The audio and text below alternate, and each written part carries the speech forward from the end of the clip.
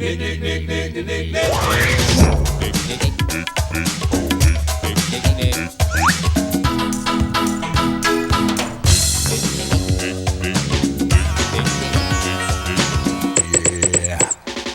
it.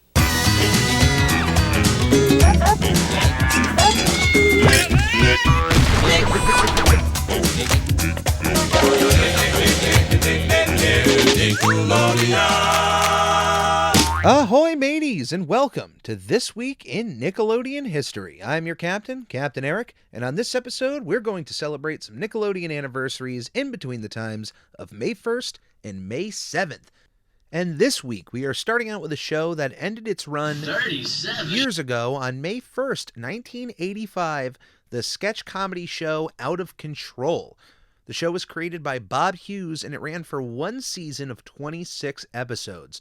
The show was hosted by Full House's Dave Coulier. Yes, Uncle Joey was the host of the show, who played a character who was a coordinator of this fictional news show, which was the center of this sketch comedy show. His catchphrase from Full House, "Cut it out," actually got its start right here on Out of Control. So I have not really watched many episodes of Out of Control. I've seen a few scenes here and there on YouTube, basically any of the bits really concerning Dave Coulier. But if you were a fan of this show, if you happen to have watched Out of Control, do you have any memories of it?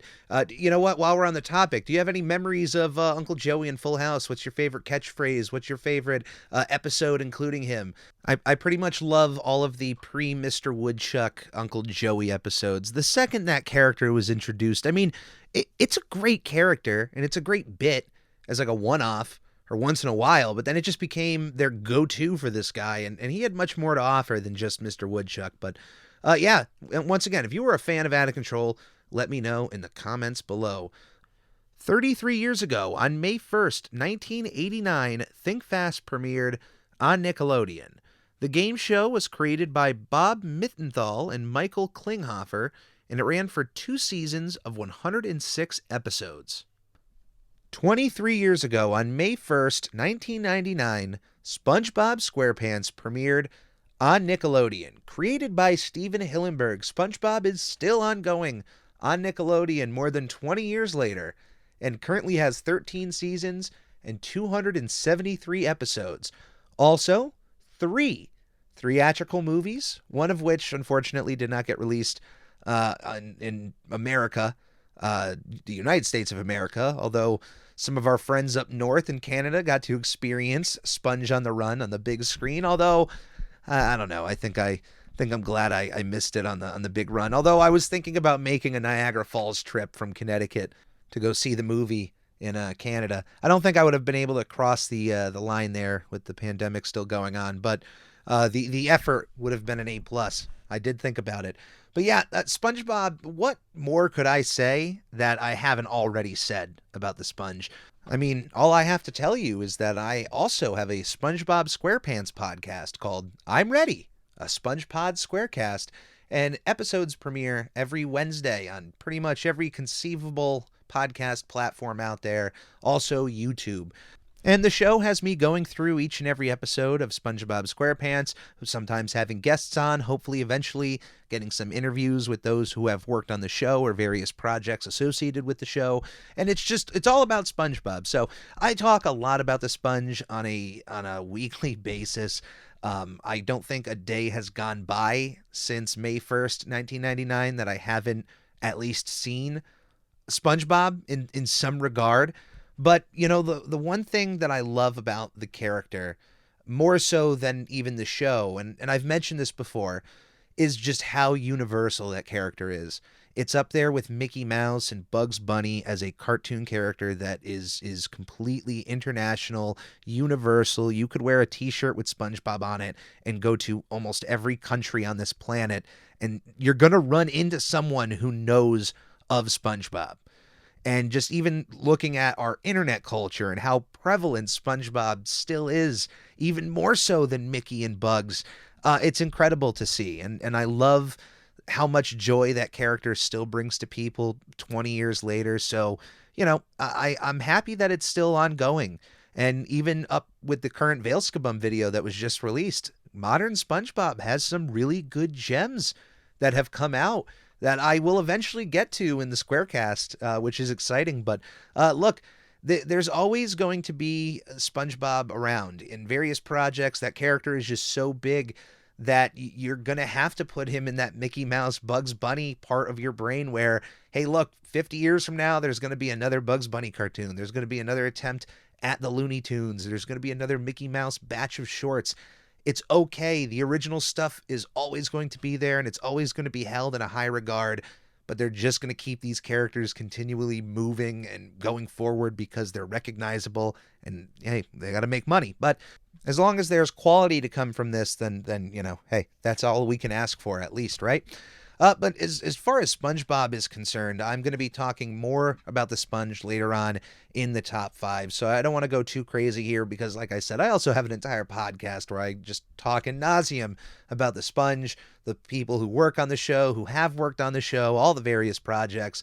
And yeah, I mean, look, if I can say anything, it's that I am just thankful for this show. It's brought a lot of joy in my life through a lot of dark times, through a lot of traumatic experiences. Nickelodeon was there. So when people ask me, well, why do you love Nickelodeon so much? I always kind of, I go to that, but in connection, SpongeBob is really helpful in that regard. So I have a lot of love for the character, a lot of love for the show, and also a lot of love for the people who work on that show. Even if you worked on one episode, the respect I have for you is very high. So check out my podcast, I'm Ready, a SpongePod Squarecast, if you want to hear me talk more about SpongeBob and his world. Other than that, I'm super happy that the show is continually going, and I'm excited to celebrate the 25-year anniversary of SpongeBob SquarePants. That's what I'm really looking forward to. That's going to be a special one. 22 years ago, on May 5th, 2000, Rugrats Totally Angelica was released on the Game Boy Color. I was not of the demographic of this game at the time of its release, which what I mean by that is the demographic of Angelica fans. I was not an Angelica fan, and therefore I was just not going to buy a video game starring Angelica as much as I loved the Rugrats. I have not played either versions of this game because there are 2 versions, one that was released on the Game Boy Color and then one that was released on the PlayStation the following year on April 13th, 2001, which we've already covered in a previous episode. Eventually, I am going to just cover every Nickelodeon game in existence through YouTube and Let's Plays. And trust me, I don't have a concrete plan or idea of when or where, but it's just something, hey, look, as long as I have a YouTube channel and I need things to upload on it, I'm just going to eventually get through that catalog. So hopefully Totally Angelica is a positive experience and not a negative one. That's really all I can ask for. The company that developed this game, by the way, Tiertex Design Studios, which was founded 35 years ago in 1987, became defunct on August 5th, 2021. They have an entire catalog of games under their belt, a lot of which were coming out for the Game Boy Color, Game Boy Advance, but they even have some Super Nintendo and Sega Genesis games, one of which that just like hit me out of nowhere. They were the developer of a few games that I played for the Game Boy: Toy Story 2, Toy Story Racer, Men in Black the series, A Bug's Life. I had a bunch of these games. Timon and Pumbaa's Jungle Games for the Super Nintendo. Another shout out there. So shout out to any of the developers from Tiertex. Thank you for your work. And hopefully I enjoy Totally Angelica when I eventually play it. 21 years ago, on May 1st, 2001, On the Team premiered on Nickelodeon. Now, this is a 13-part documentary series about a Little League team, and it was created by Lisa Wood Shapiro. The documentary series actually premiered on Noggin on January 30th, 2001, and I know I wasn't covering anything Noggin-related on this season, but this didn't just stay on Noggin. It did premiere on Nickelodeon on May 1st and ran throughout until June. 18 years ago, on May 7th, 2004, possibly the greatest Nickelodeon TV movie premiered, The Jimmy Timmy Power Hour. 2 completely different shows in concept and design that found a way to make it work, to make a crossover make sense, to work canonically in both worlds, and became such a rousing success for Nickelodeon that 2 sequels would inevitably follow. And man, I wish they really did more with this concept, because I could have seen almost every Nicktoon dive into the Jimmy Neutron world, because that 3D animation at the time was gorgeous. I love seeing what Timmy Turner looked like. I love seeing what Jimmy looked like in Timmy's world. But if you have no idea what I'm talking about, and I'm just saying words, and this is a crossover event between the Fairly Oddparents and Jimmy Neutron Boy Genius. How these worlds combine is that Timmy wishes to be within the greatest lab in the universe, because the one in his town is actually owned by his own friend, AJ, but he gets transported over to Dimsdale and actually has a magic poofer that is a little pen in his pocket that anytime he presses the button, it magically transports him back into his room. It was an invention that they established early in the episode as a way for Timmy to get out of bad situations. This is then eventually taken over by Jimmy Neutron, who accidentally hits the pen and is transported back into Retroville to start an adventure with Cosmo and Wanda. It's one of, if not the best TV movie in Nickelodeon's history. Maybe shadowed by its own sequel, Jimmy Timmy Power Hour 2, When Nerds Collide. But even in the world of crossovers, I gotta say that this is the greatest crossover, because you took 2 shows that just, like I said in the beginning, could not be any more different in their stories, in their design, in their style, and found a just cohesive way to make this work, and it's just beautiful. And the sequels that built off of this were better and better in their own right, but this one, though, is just, not to make a pun here, but it's a magical moment in time. I'm glad I was alive for it. I'm glad I watched it. And I love, honestly, that a lot of people, it had such a big effect on them that they remember it just as well as I do. Because you talk to anybody my age, and they'll remember the Jimmy Timmy Power Hour. This was a massive success for Nickelodeon. Let me get those numbers for you. That first one was watched by 5 million viewers, which would then eventually get broken by its own sequel with 5.5 million in 2006. So if you have never watched the Jimmy Timmy Power Hour, even if you are not a fan of the Fairly Oddparents or Jimmy Neutron, or I mean, you've never watched them, this is a special you could watch on its own that kind of, gives you a little bit of a taste of each world enough that you understand what's going on. You don't have to feel lost, and you can just enjoy the dimensional swapping that is happening in front of your eyes. To give credit where credit's due, The Fairly Oddparents was created by Butch Hartman, and The Adventures of Jimmy Neutron Boy Genius was created by John A. Davis. 13 years ago, on May 2nd, 2009, we had the final episode of My Life as a Teenage Robot. Created by Rob Renzetti, the show ran for 3 seasons of 40 episodes. The show was the 3rd show to come from Oh Yeah Cartoons, the first 2 being The Fairly Oddparents and Shock Zone. My Life as a Teenage Robot started out with a pilot called My Neighbor as a Teenage Robot that aired on January 5th, 1999. The show, like The Fairly Oddparents and Shock Zone, would then inevitably go from a pilot on Oh Yeah Cartoons to a full-fledged series that would premiere on August 1st, 2003. Now, the show was eventually picked up for 3 seasons, but after airing the 2nd season on television, the show was canceled, with the entirety of the 3rd season airing on Nicktoons Network from October 4th, 2008 to May 2nd, 2009. Hence why you would think to yourself, wait a minute, My Life as a Teenage Robot ended in 2009? It was on that long? No, it just took that long to air the 3rd season. It took 3 years from the final episode that aired on Nickelodeon on September 9th, 2005 till the premiere of the 3rd season in October 4th, 2008. That's just incredible. Now, I mean, that would become commonplace for a lot of Nicktoons following My Life as a Teenage Robot, in which it would air for a season or 2 on Nickelodeon, not hit whatever ratings threshold they were looking for, and then, Off to Nicktoons Network you go.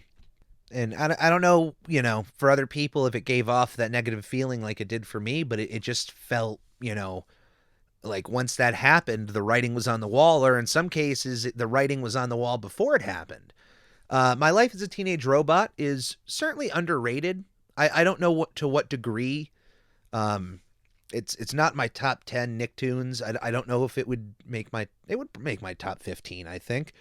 I do love Jenny. I love XJ9. I like the struggles she went with. I didn't watch much of the third season. And I didn't watch every episode of the first two seasons, but from what I remember watching, I really enjoyed them. I really like the Christmas episode of My Life as a Teenage Robot, and I haven't seen it in a while, but I remember watching it on television, the TV movie Escape from Cluster Prime, and I remember really enjoying that movie. I haven't seen it since, but I know after it aired, I said, wow, that was I don't know if my expectations were low or where they were at, but regardless on wherever my expectations were, I was excited by the end of that. And definitely that alongside the Christmas episode, there was a lot of quality to find with My Life as a Teenage Robot. I would say it is worth a rewatch. Some shows I don't recommend, and some shows I say maybe, but this one I would say in full from beginning to end, I would say absolutely worth your time diving into.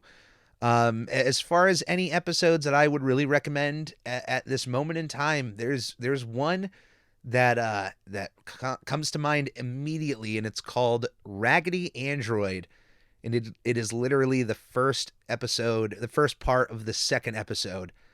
And my goodness, it is an absolute. If you're a fan of horror, then go and watch that episode, Raggedy Android. It's one for the books, let me tell you. But yeah, if you were a fan of My Life as a Teenage Robot, or if you weren't a fan, if you didn't really, like the show that much, let me know in the YouTube comments below. And if you're not listening to this on YouTube and you're listening to this elsewhere, Apple Podcasts or Google Podcasts, and you're like, hey, I want to respond to this, you can quickly find the Captain Eric YouTube channel by looking in the podcast description. Click on that link, go to the YouTube channel, hit subscribe. As far as that bell is concerned, you do you. I don't have a preference on that. But yeah, you can then talk to me in the comments below there. I know it can't really happen on podcasts, but either way, My Life as a Teenage Robot. I think this next one should have gone before My Life as a Teenage Robot, but this ship is moving forward. I have no time to go back. 14 years ago, on May 2nd, 2008, we had the final episode of Zoe 101. The show was created by Mr. Bailey, general manager of Good Burger, and the show ran for 4 seasons of 61 episodes. This was a vehicle that was designed for Jamie Lynn Spears, the younger sister of Britney Spears.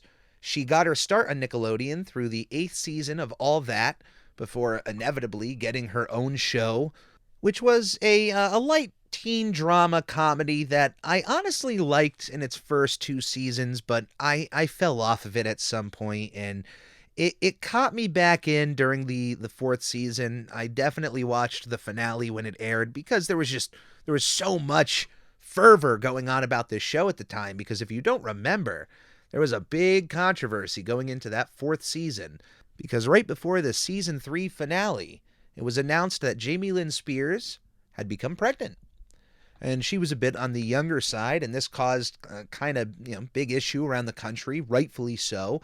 Now, Nickelodeon had decided that since the 4th and final season was already in the can, they really weren't going to shelve the release date of the show and just aired it on Nickelodeon as is, which, of course, with the added drama of what had happened, then brought massive ratings for the show, even bigger than its initial premiere, if I remember correctly. I think that finale, I think I have it right here, 7.27 million people tuned in to watch that season 3 finale that was titled Goodbye Zoe, which once again, like, the pregnancy was announced and then the finale aired, 7.27 million people tuned in to watch. The 4th season premiered later that month, which continued the high ratings. But what was weird, for those of you that don't know, is that most of that 4th season does not include Jamie Lynn Spears. Her character actually left PCA and went abroad before coming back to tie up some loose ends in the finale and whatnot. That was just as much as I was watching of the time, but there was a good chunk of like the most of season 3, the end of season 2 that I just didn't watch. But that first season had my attention, and it was an okay show. It got a chuckle out of me once in a while.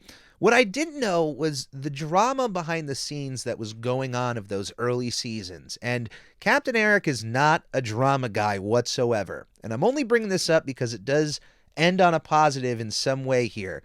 But I went down the rabbit hole today when I was doing my research of Zoe 101 and didn't realize of the amount of bullying that was going on behind the scenes, apparently, to star Alexa Nicholas, who had come out over the last few years and has spoken about what some of her experiences were behind the scenes, which also included an altercation with Jamie Lynn's older sister, Britney Spears.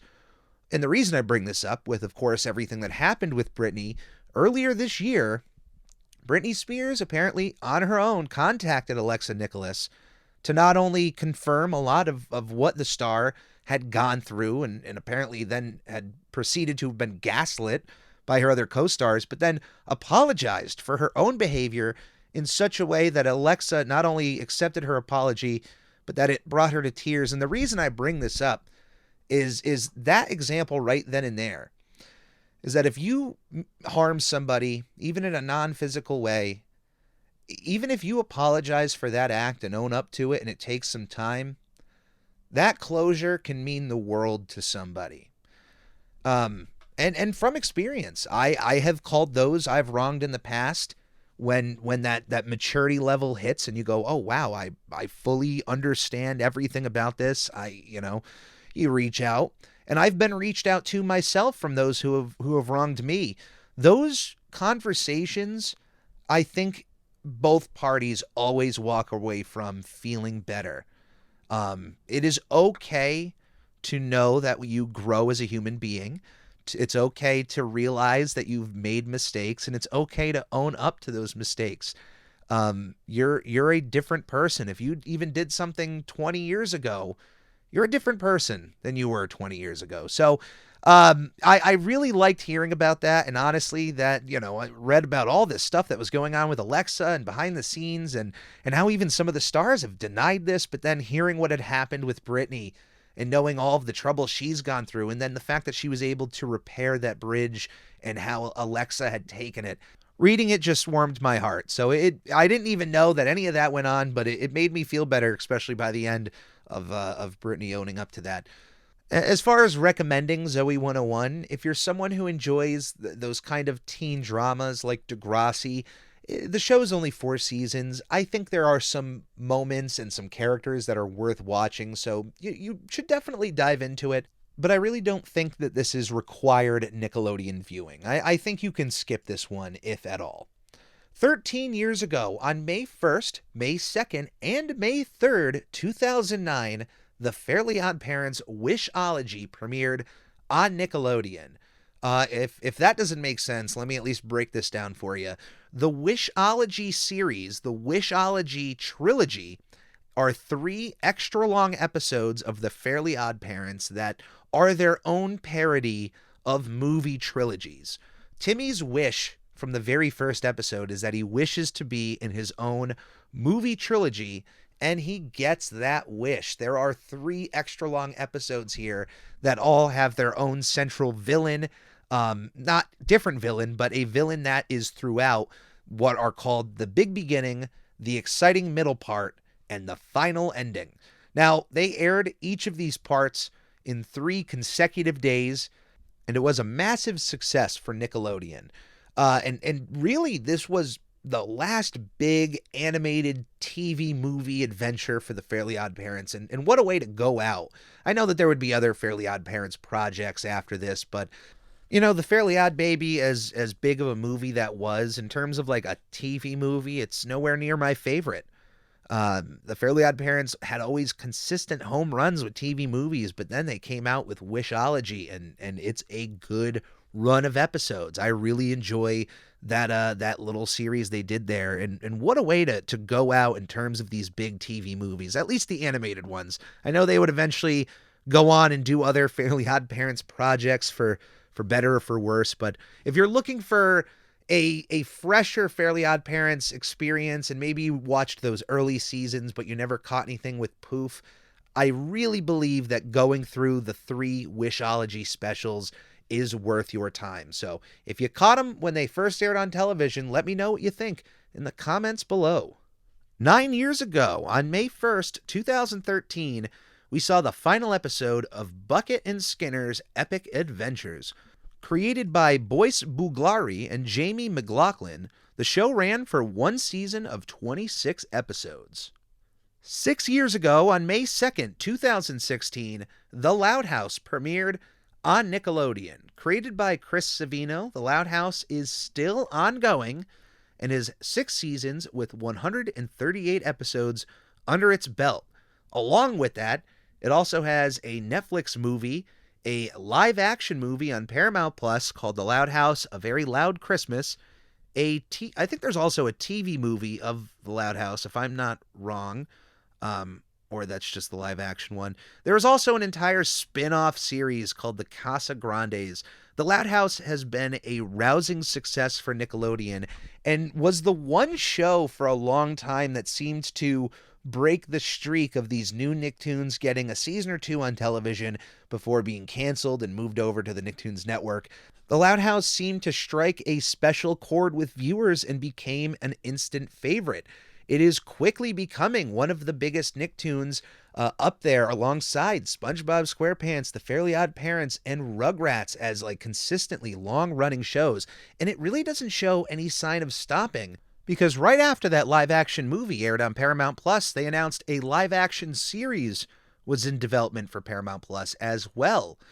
Now, in complete transparency, I have seen a few clips from The Loud House and even talked about The Loud House here as one of my favorite Easter eggs. That whole pool scene with all of the elderly Nicktoons characters surrounding it. I absolutely adore that. And I know that there are even episodes that have mentioned other Nickelodeon properties such as Double Dare. I really love when shows do that. But here's the thing. I've never actually sat down and watched a full episode of The Loud House. Isn't that crazy? You would think within 6 years I would have checked it out at least once. But I haven't, from like full beginning to credits end. I haven't done it. So, if you are a fan of The Loud House, and there's an episode you think Captain Eric should watch other than the pilot, let me know in the comments. Let me know what episode of The Loud House you think I should check out. And I promise, if there's an episode that just above all else gets mentioned, or if there's an upvoted one, I will check it out. 100% will check out The Loud House. But it's hard not to recommend this because its success should tell you that there is some quality to be found here. I know that a lot of the show gives off a very early Nicktoons vibe, and there's clear reasons for that, where its creator kind of came from and worked on. So it's got a lot going for it. So if you're a fan of The Loud House, definitely let me know what you think and shout out your favorite episode. I wanna see what this show is all about. Now it is that time again for Captain Eric's Top 5 of the Week. Since we are celebrating the anniversary of SpongeBob SquarePants, why not talk a little bit more about my favorite yellow sponge and give you my top 5 SpongeBob SquarePants episodes. Number 5, the Krusty Krab training video. The greatest one-off joke in SpongeBob SquarePants history. If they were going to take one episode to make a fake training video from the Krusty Krab, I am so glad they did it when they did, because what they ended up giving us was absolute gold. It's an episode that is so quotable that to this day, you can still hear the sounds of hoopla ringing out in the distance. Number 4 for me is Pizza Delivery. For most people, this may be your favorite SpongeBob SquarePants episode, and that is okay. It's still one of mine. It's also one of those episodes that if I made a list of top 5 SpongeBob episodes that I would show someone who has never seen SpongeBob, that might make number 1 of that list, if not number 2. But I absolutely love Pizza Delivery. The second it aired, I became an instant fan of that episode. I knew it would be one I would rewatch for years to come, and I wasn't wrong. It's just as quotable as any other episode here in this list, because Re-quoting SpongeBob definitely favors into the choices here. You know, those episodes that have those moments that just stuck with you and added extra words and phrases to your everyday lexicon. So yeah, number 4, pizza delivery. Number 3, bubble stand. My absolute favorite episode from season 1. It's as classic as you could get to a formula that I adore on SpongeBob, which is the advent of SpongeBob and Patrick annoying Squidward and not leaving the confines of Conch Street and just annoying him from the safety of their front yards. I adore any episode that just decides to do that, and Bubble Stand is the gold standard for that happening. I mean, my goodness, you're talking about a classic episode here. When it just comes to season 1 alone, that right there is my favorite go-to episode. That's the only one that I can honestly say I would probably show a non-SpongeBob watcher first before pizza delivery, just because you get more of that introduction with Patrick, and it shows off that dichotomy between his friendship in SpongeBob and their annoyance of their neighbor Squidward, which I love that more than I do any story that's going to happen at the Krusty Krab. So that I would give the points over pizza delivery on. Number 2, the camping episode. Similar concept of the characters just not leaving Conch Street and having an adventure there, but the idea of them camping overnight in their front yards and Squidward like roping himself in and going along on this camping trip is just, it's a blast. It's hilarious. It's one of my favorite go-to episodes, but it does not hold a candle to my number 1 and probably most of your number 1 episode of SpongeBob SquarePants, Band Geeks. The literally the gold standard of SpongeBob episodes, the crowning jewel of SpongeBob SquarePants. It's always a blast. I have seen this episode like at least 30 to 50 times in my life, and not one of those times was I not smiling while watching that episode. It's just an episode that will always and forever be my number 1 favorite SpongeBob SquarePants episode. It's one that gives every character their time to shine, and it gives a warm, good feeling for Squidward in the end, a character who usually doesn't get to win, if ever at all. So the fact that we not only get an episode that everybody gets like there's a quote from that episode that you remember from every single character, like every main character, like their big quote of that episode. And the fact that we end on a high note for Squidward is a big deal, I think, for a lot of SpongeBob fans. And of course, Sweet Victory is just the gospel anthem of SpongeBob SquarePants' entire run.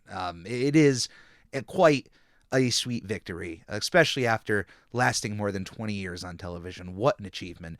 And that, ladies and gentlemen, is going to be it for this week in Nickelodeon history. Thank you for coming along on this trip. You can reach Captain Eric at NickelodeonHistory@gmail.com, and you can also follow me on Twitter at I'm Ready Podcast and on Instagram at SpongeBob Podcast. Please check out my other podcast, I'm Ready, a SpongePod Squarecast, dropping every Wednesday. And don't forget to subscribe to the Captain Eric YouTube channel, where you can check out even more video content beyond just my audio podcasts. You can also purchase new and updated Captain Eric merchandise at the Redbubble link, either in the podcast description or in any of the links from my social media pages. Anything that comes through my projects goes directly back into my projects, and all of it is always appreciated.